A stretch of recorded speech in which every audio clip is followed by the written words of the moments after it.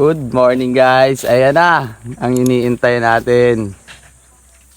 Anak na.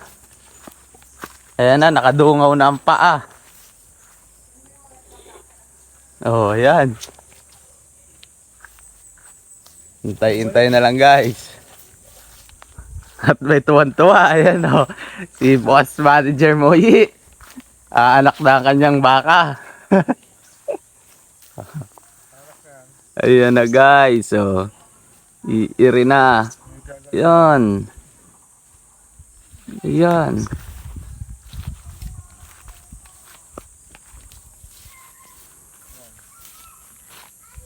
Yan, namiga na ulit.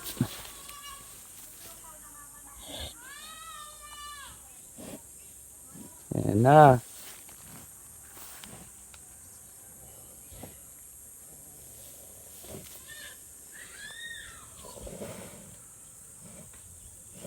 Umiiri na lang umiiri oh.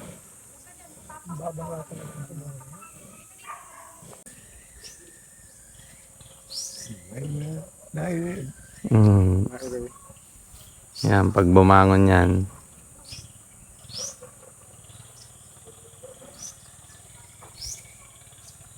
Yun. Pa yun oh. Oo, paa na.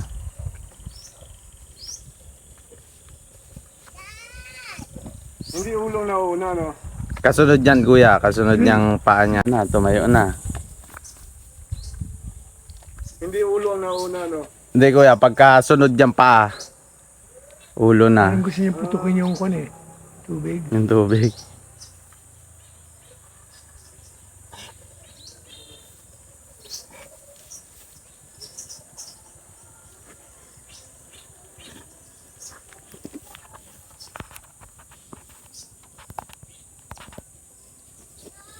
Naamoy kung may lumabas ng lamad.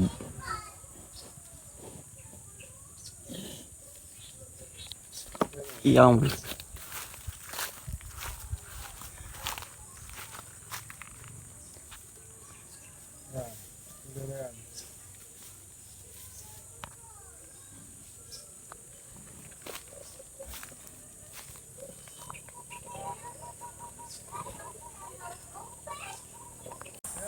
na guys, lumabas na.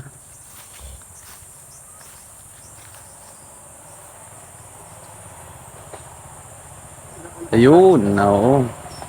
Nagalaw na siya guys. Nagalaw na, ayan na.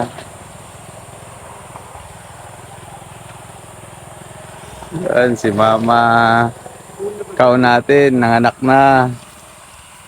Buo na kuya. Meron pang konting pa, ayan. Ayun, labas na. Ayan guys.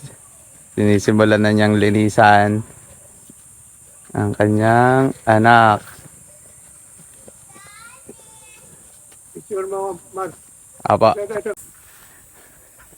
Tuwan-tuwa ang may-ari. Tuwan-tuwa. Oh, ayan guys. Oh, tayo na. Haba ng tainga. Kapon nga ano kay Lolo. Haba ng tainga. Oo nga. Ayan, nililinisan na.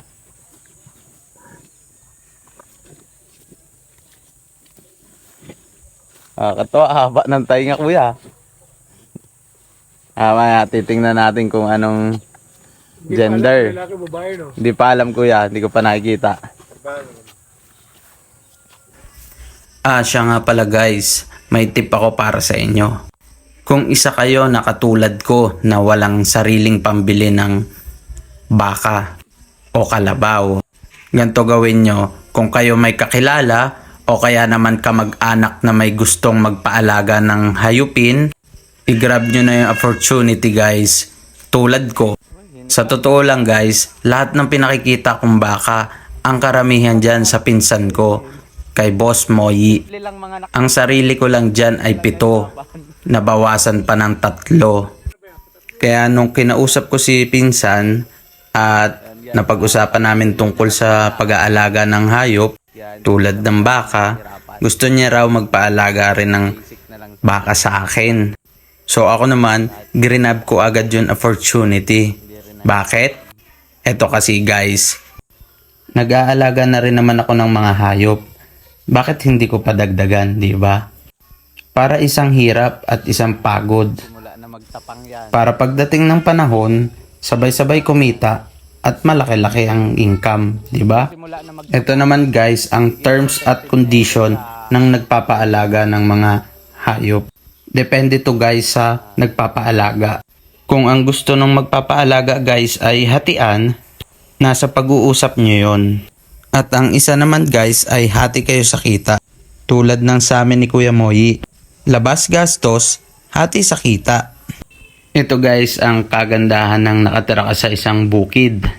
Nakakapag-alaga ka ng mga gantong hayop at napaparami mo. In case of emergency guys, kunyari nagkasakit ang isa sa pamilya nyo. Katulad namin guys, si Mrs. biglang nagkasakit, naputokan ng appendix na ospital. Wala kaming pera nung mga panahon na yon. Nung lalabas na siya ng ospital, wala man lang kaming pambayad sa ospital. Napakalaki ng bill namin na babayaran. Kaya guys, ang napagdesisyonan ko nung mga panahon na yon, kailangan ko magbenta ng mga alaga kong baka at kalabaw. in the act. Nakapagbenta tayo guys ng 2 baka at 1 kalabaw. Eto sila.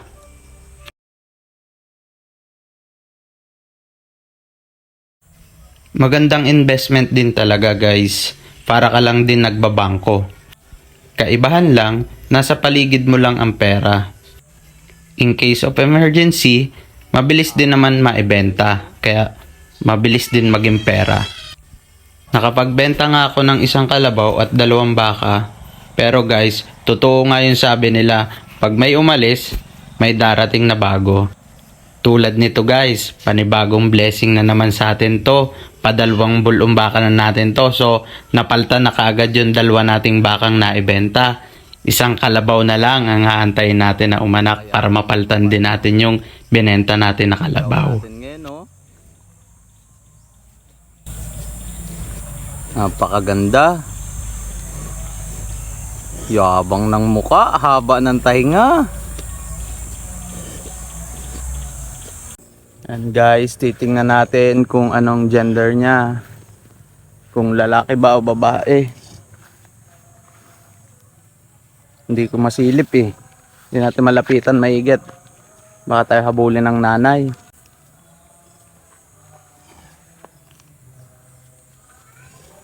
Yung natayo na siya.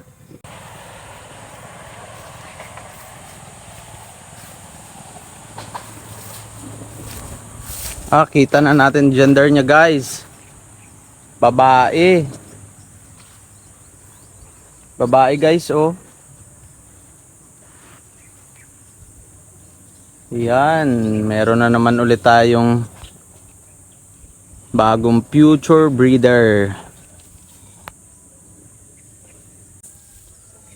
Yan guys, so natayo na siya. Hintayin natin tumayo. Naghahanap na siya ng dede. Kailangan niya makadede ng colostrum.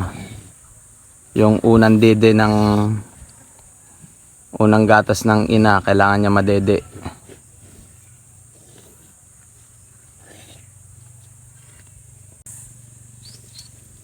Yan, natayo na siya guys.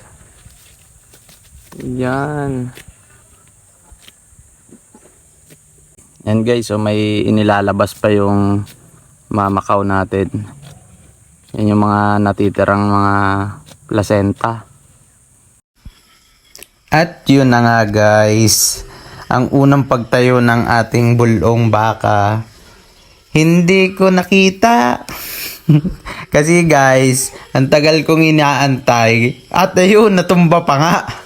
Kung kailan umalis ako at may pinuntahan, saka naman siya bumangon at nagtatry na dumede. So ang nangyari guys, kung kailan ako nakaalis, saka naman siya tumayo, sabi ni Mrs. Kaya siya na lang ang nag-video. Kaya yan guys, hindi natin inabutan ng unang pagtayo niya at pagdede.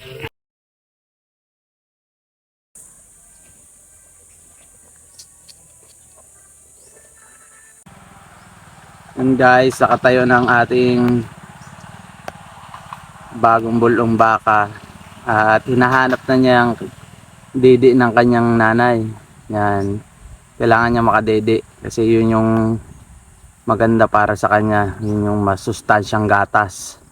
Yung tinatawag na colostrum ng nanay. Yan. Di pa niya mahanap. Yan guys. Nakakadede na siya.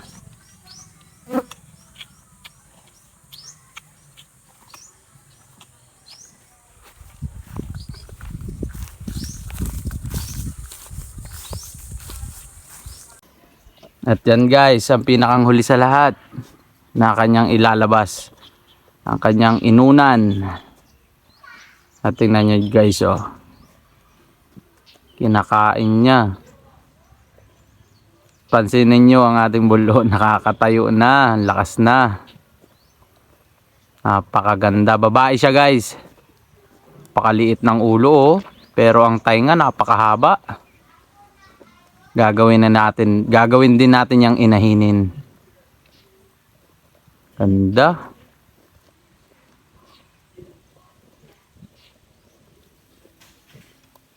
Hanggang dito na lang muna guys. Maraming salamat sa panonood. Peace out.